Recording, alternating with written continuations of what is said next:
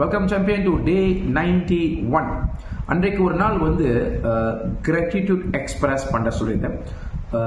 இன்றைக்கு வந்து ஒரு லிஸ்ட்டை நீங்கள் எழுதலாம் அல்லது உங்கள் ஞாபகத்துக்கு நீங்கள் கொண்டு வரலாம். நிறைய பெயின்ஃபுல் லெசன்ஸை இந்த வருஷம் நீங்கள் அனுபவிச்சிருப்பீங்க. சில பேர்கள் மூலமாக மனசு ரொம்ப கஷ்டப்பட்டிருந்திருக்கலாம், இல்லை சில விஷயங்கள் நீங்கள் ட்ரஸ்ட் பண்ணியிருந்திருப்பீங்க, அங்கே ஒரு பிரச்சனை ஏற்பட்டிருந்திருக்கலாம். இந்த மாதிரி நிறைய பெயின்ஃபுல் லெசன்ஸ் வந்து பீப்புள் மூலமாக நமக்கு கிடைச்சிருக்கும். இந்த நேரத்தில் நம்மளுடைய மைண்ட் செட் வந்து ஒரு விக்டம் மைண்ட் செட்டாக இருந்துச்சுன்னா ரொம்ப ரொம்ப தவறு. கிரியேட்டிவ் மைண்ட் செட் அப்படின்னா எல்லாத்தையுமே நடக்கிறது நான் தான் காரணம், நல்லதோ கெட்டதோ அதுக்கு நான் ஒரு காரணம். அப்போ போனவே நீங்கள் கண்டிப்பாக ப்ராக்டிஸ் பண்ணலாம். பட் இன்றைக்கு வந்து என்ன ஒரு மெசேஜ் அப்படின்னா, அவங்க மூலமாக ஒரு இன்சிடென்ட் நடந்துச்சு சரிங்களா, ஒரு கசப்பான அனுபவம், அதில் நீங்கள் நல்ல விஷயங்களை கண்டிப்பாக நீங்கள் கற்றுக்கொண்டு இருப்பீங்க.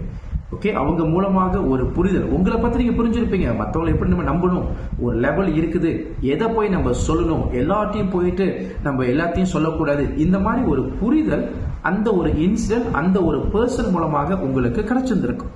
ஸோ அதனால அவர்களும் இவன்தோ அது வந்து ஒரு பெயின்ஃபுல் லெசனாக இருந்தாலும் அவங்க மூலமா உங்களுக்கு வந்து ஒரு நல்லது நடந்திருக்கு. ஸோ இந்த லிஸ்ட்ல வந்து அவர்களோட பெயரை நீங்கள் எழுதி கொள்ளலாம் அல்லது ஞாபகத்துக்கு கொண்டு வாங்க. அவங்க மூலமா இந்த வருஷம் இந்த ஒரு பாடம் எனக்கு ஒரு புரிதல் கிடைச்சிச்சு. But it was a painful lesson.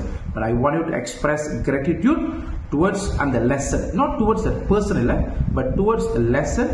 அதுக்காக நீங்கள் நன்றி உணர்வு நீங்கள் சொல்ல வேண்டும். காரணம், அந்த நன்றி கூறினா தான் இப்போ நம்மளுடைய வைப்ரேஷனல் ஃப்ரீக்வன்சி எப்படி இருக்குன்னா, நாளை 2025 இந்த மாதிரி பெயின்ஃபுல் லெசன்ஸ் எங்கே வந்தாலுமே உங்கள் பிரெயின் வந்து அந்த லெசன் மீது ஃபோக்கஸ் பண்ணும். ஸோ இந்த ஒரு எக்ஸசைஸை இன்றைக்கு கண்டிப்பாக நீங்கள் செய்யுங்க.